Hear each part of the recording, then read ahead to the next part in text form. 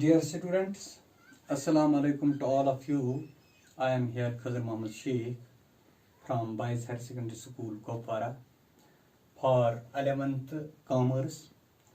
I am today going to discuss with you bank reconciliation statement part 3rd.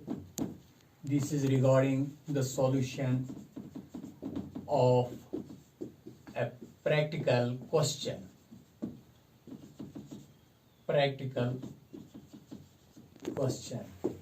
The question is from your textbook, and today we are going to solve that question by two ways. Number one, first we will start the balance as per cash book. Next, then from the same question we will start with the balance as per passbook. Dear students, as you know, in my previous topics, in my previous lectures, I told you about bank reconciliation statement, the causes of the difference between the balance of cash book and this passbook balance. Then I also show you the pro forma for preparing a bank reconciliation statement, in which I started from the balance of the cash book. Then I showed you what are the transactions, and I told you that we have to add those transactions which result in increasing the balance of passbook. Those transactions are to be added, and those transactions which result in decreasing the balance of passbook, they are shown in the minus column. We less those transactions. Similarly, in case of when we start from passbook balance, we here write the balance as per passbook, then we add those transactions which result in increasing the balance of cash book, and we less those transactions which result in decreasing the balance of cash book.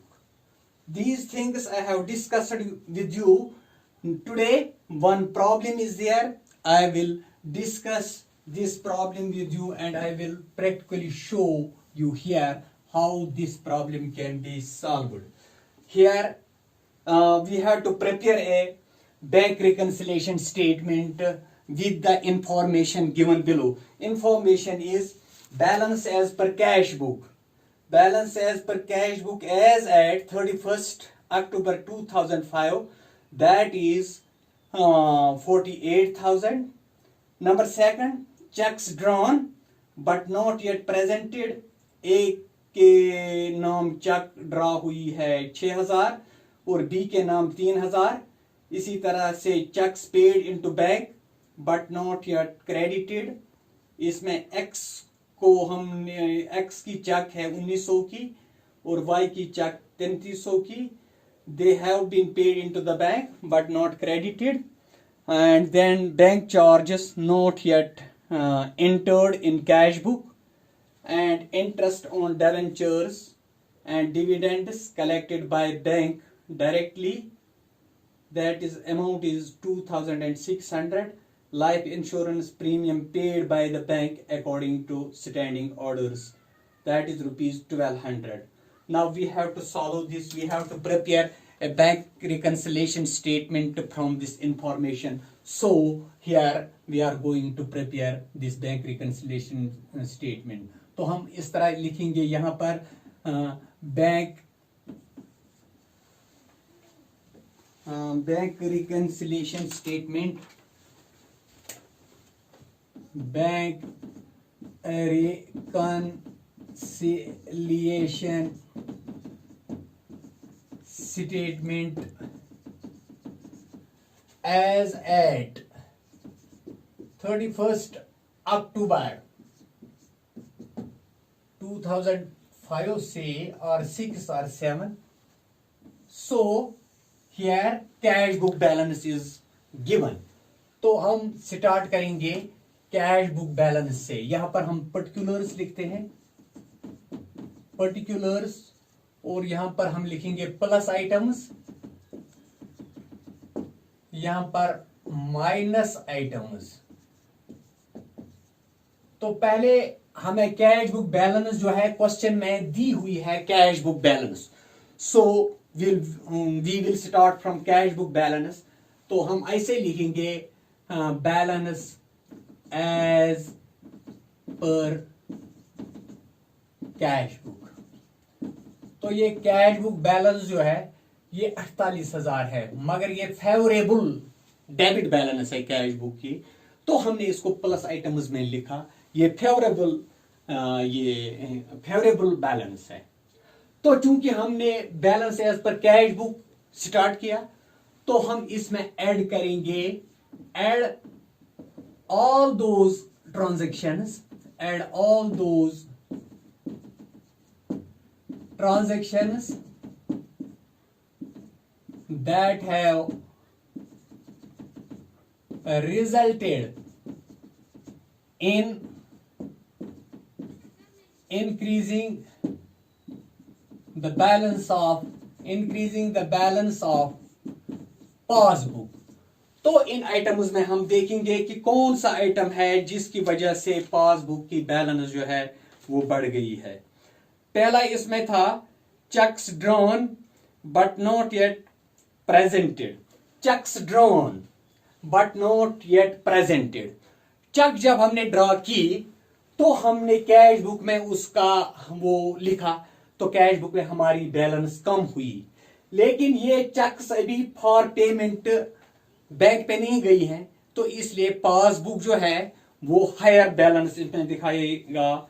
तो हम इसलिए इसको लिखेंगे number 1 इसमें, cheques drawn but not yet presented for payment, but not yet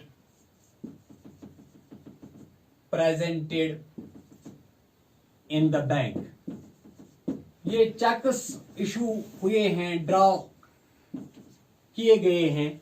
ए के नाम ये एक चेक है और इसका अमाउंट है 6,000, और इसी तरह बी के नाम एक चेक है, उसका अमाउंट है 3,000। 6,000 और 3,000, ये 6,000 और 3,000 की दो चेकें जो हैं ये हमने इशू की हैं, ड्रा की हैं। तो जब हमने ड्रा की तो कैश बुक में हमने ये 9,000 रुपए कम किया, हमारी बैलेंस कम हुई। लेकिन अभी ये बैंक में प्रेजेंट नहीं हुई है फॉर पेमेंट, तो इसलिए पासबुक यहाँ पर जो है वो हायर बैलेंस दिखाएगा। तो इसलिए इसको हम ये टोटल 9,000 जो है इसको प्लस आइटम में हम लिखेंगे 9,000। तो सेकंड पॉइंट इसमें जो है वो है checks paid into bank but not yet credited. Checks paid into the bank, हमने चेक पे की है बैंक में, लेकिन अभी वो हमारे नाम क्रेडिट नहीं हुई है। चूंकि जब हमें कोई चेक मिली, हमने इसको बैंक में डिपॉजिट किया, तो कैश बुक में हमारी बैलेंस बढ़ती है। लेकिन पासबुक में अभी तक ये क्रेडिट नहीं हुआ, इसलिए पासबुक जो है वो लोअर बैलेंस यहां पर शो करेगा। तो ये यहां पर ये ट्रांजैक्शन इसमें नहीं आएगा। इसी तरह से नेक्स्ट वन है bank charges not yet entered in cash book. Bank charges जो हैं वो अभी कैश बुक में एंटर नहीं हुई हैं। तो पासबुक में लोअर बैलेंस है, तो कैश बुक में ये हायर बैलेंस है। तो यहां पर हम वही आइटम्स लिखते हैं जहां पर पासबुक की बैलेंस बड़ी है, तो ये आइटम भी यहां नहीं आएगा।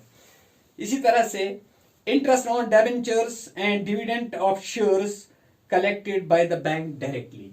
डिविडेंड्स हैं कुछ, और ये डिविडेंड जो डिबेंचर्स और शेयर्स पे जो हमें डिविडेंड मिला है, तो वो बैंक ने डायरेक्टली कलेक्ट किया है। जब बैंक ने डायरेक्टली कलेक्ट किया है तो हमारे खाते में ये क्रेडिट है, तो हमारी आमदनी जो है वो हमारा ये अकाउंट जो है वो वहां पर पड़ेगा। तो इस तरह से पासबुक हायर बैलेंस दिखाएगा। अभी हमने इसमें कैश बुक में इंदराज नहीं किया है, कैश बुक लोअर बैलेंस। तो हम इसमें लिखेंगे इंटरेस्ट ऑन, नंबर 2, ये एड आइटम है, interest on debentures, interest on debentures and dividend on shares directly collected by bank। तो ये कितना अमाउंट है ये हम इसमें ऐड करेंगे, ये 2600। तो इसके बाद दूसरा एक आइटम है, वो है life insurance premium paid by bank according to the standing orders. Life insurance premium paid by the bank directly according to standing orders. हाँ, लाइफ इंश्योरेंस प्रीमियम देना था वो बैंक ने डायरेक्टली, क्योंकि उसको कस्टमर की तरफ से ये हिदायत थी कि हमारी तरफ से वो बैंक ये इंश्योरेंस प्रीमियम पे करना, तो इसलिए जब बैंक ने डायरेक्टली वो इंश्योरेंस प्रीमियम कस्टमर का वहां पे किया, उस वजह से पासबुक में बैलेंस जो है वो कम हो जाएगी और कैश बुक में ज्यादा। लेकिन हम यहां पर वही आइटम्स लिखते हैं जहां पर कैश बुक की बैलेंस बढ़ गई है। तो इस तरह से अब ये दो इसमें आएंगे, हम लिखेंगे less all those transactions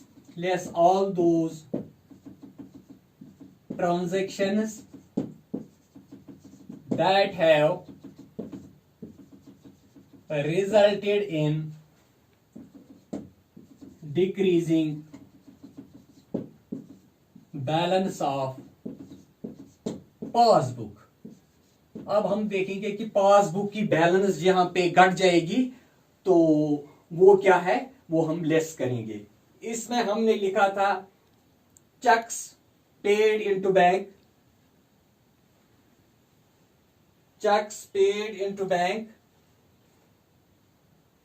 but not yet credited. Number 1, checks paid into bank but not yet credited। यहां पर हम लिखेंगे x के नाम एक चेक है, that amount is 1900 और y के नाम 3300।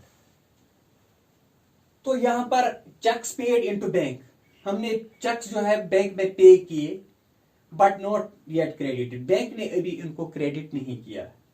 क्योंकि जब हमने चेक्स पे किए बैंक में तो हमने कैश बुक में बैलेंस दिखाई वो ज्यादा है, पासबुक में लोअर बैलेंस, और यहां पर वही ट्रांजैक्शन हम ऐड करते हैं जिससे पासबुक की बैलेंस डिक्रीज होती है। तो ये देखें कि इन दो चेक्स का टोटल क्या है,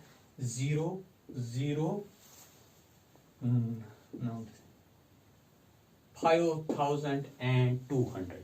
तो ये एक माइनस आइटम है।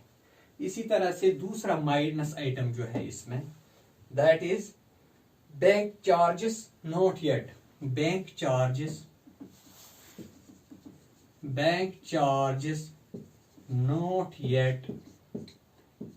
entered in cash book.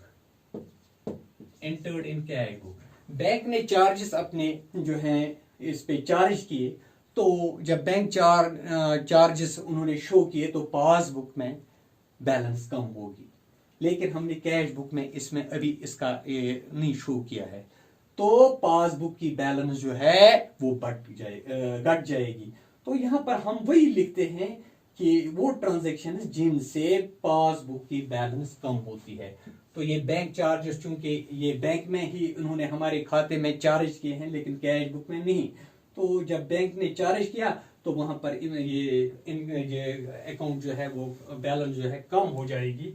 तो ये है 450। One more item is there, then वो है life insurance LIC premium paid by the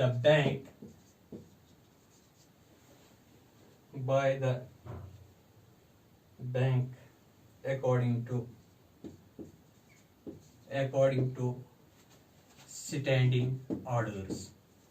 हाँ, यहाँ पर LIC प्रीमियम जो है वो बैंक ने खुद कस्टमर की तरफ से पे किया, तो इस तरह से पासबुक की बैलेंस कम हो जाएगी, तो कैश बुक की बैलेंस जो है वो ज्यादा है।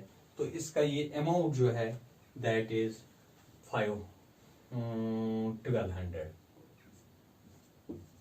अब हम इसका टोटल करेंगे। टोटल जब हम देखेंगे, यहां पर ये बैलेंस ज्यादा है, 006 0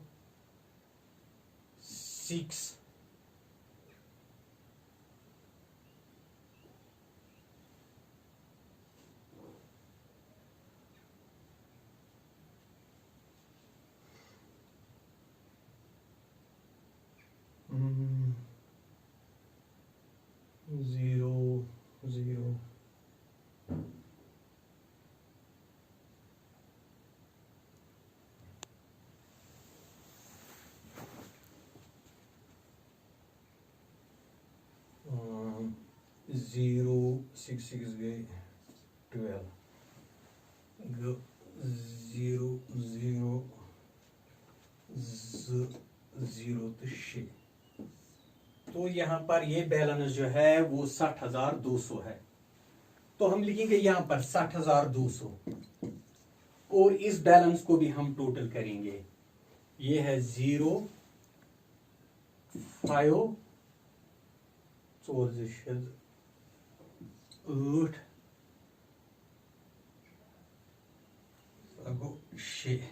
0 10 में से 5 तो 5, 11 में से 8 तो 3, 9 में से 6 तो 3, तो ये जो प्लस बैलेंस है वो 60,200 है और यहाँ माइनस आइटम जो है वो 6,850 है।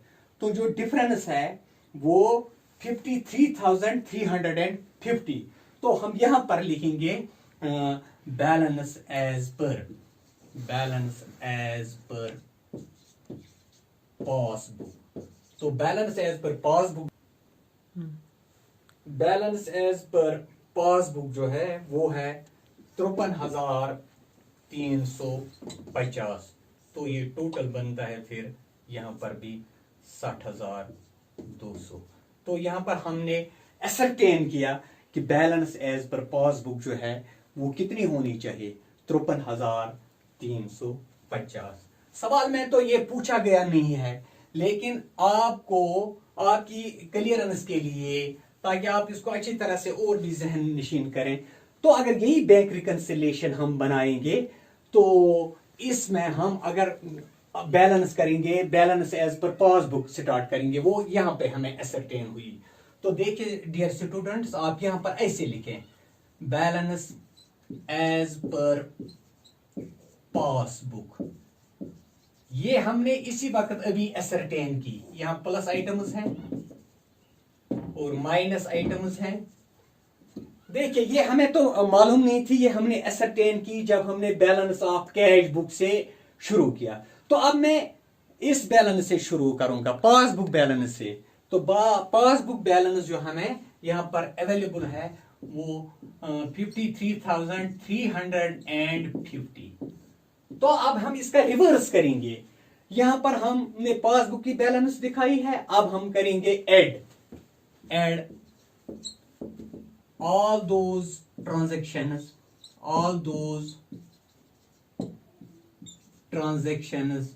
that have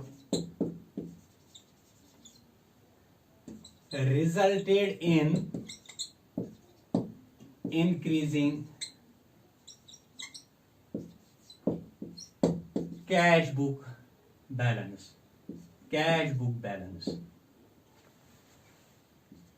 तो यहां पर इसी क्वेश्चन से हमें वो आइटम्स इसमें ऐड हो जाएंगे। देखिए इसमें checks paid into bank, number 1, checks paid into bank but not yet credited. ये एक्स है और वाई है। ये दो चेक्स जो हैं ये हमने बैंक में पे किए लेकिन अभी क्रेडिट नहीं हुए। कैश बुक में तो हमने दिखाया, तो कैश बुक की बैलेंस जो है वो बढ़ जाएगी। ये 1900 है और ये 3300 है। तो ये हम लिखेंगे 5200। इसी तरह से आप देखें कि बैंक चार्जेस जो हैं, bank charges not yet entered in cash book, not yet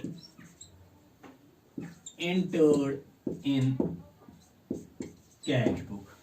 तो ये हमें देखना है कि कितने हैं जो bank charges not yet entered in cash book. चूंकि हमने कैश बुक में अभी बैंक चार्जेस नहीं शो किए हैं तो वहां पर हमारी कैश बुक बैलेंस ज्यादा होगी। यहाँ पर हम वही ट्रांजेक्शन ऐड कर रहे हैं जहां पर कैश बुक की बैलेंस ज्यादा है। तो ये 450 रुपए हम यहाँ पर और ऐड करेंगे। तो इसी तरह से नेक्स्ट वन है number 3, LIC life insurance premium. LIC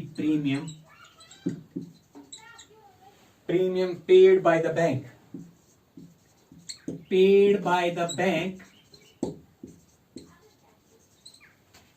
as per by the bank according to standing orders। ये LIC डायरेक्टली बैंक ने पे किया है और वहां बैंक में हमारी बैलेंस कम हुई पासबुक में, लेकिन कैश बुक में अभी इसका इंदराज नहीं हुआ। तो कैश बुक यहां पर अभी हायर बैलेंस दिखाएगा। तो वो क्या है, उसका अमाउंट क्या है, 1200 रुपये। तो ये एड आइटम्स हैं। अब हम लिखेंगे लेस में हम लिखेंगे those transactions they have resulted in decreasing the balance of decreasing the cash book balance. तो उसमें हम लिखेंगे पहला जो आएगा cheques. Number 1, cheques drawn but not yet presented। हाँ, तो चेक हमने ड्रा की है, चेक्स हमने ड्रा किए हैं, तो कैश बुक में हमारी बैलेंस कम हो जाएगी, पासबुक में नहीं। तो ये है, एक है ए के नाम और दूसरी बी के नाम। एक का अमाउंट है 6000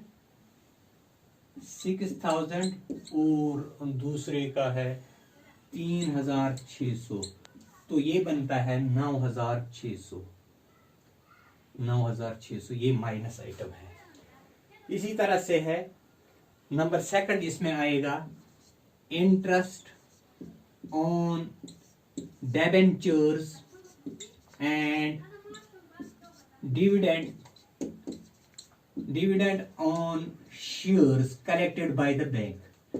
ये कलेक्ट किया है बैंक ने, तो वहां पर पासबुक में हमारी बैलेंस बढ़ेगी, लेकिन कैश बुक में अभी हमने इसको शो नहीं किया है, तो कैश बुक की बैलेंस कम होगी। वही हम लेस आइटम्स लिखते हैं जहां पर कैश बुक की लेस बैलेंस है।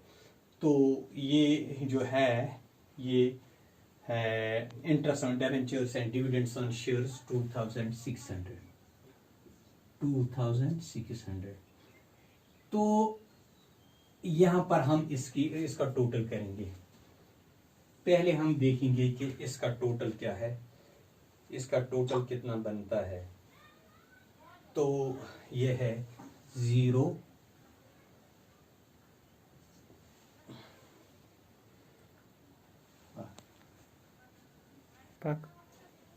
प्लस आइटम्स का टोटल यहां पर 60,200 आता है। तो हम यहां पर लिखेंगे इसका टोटल 60,200।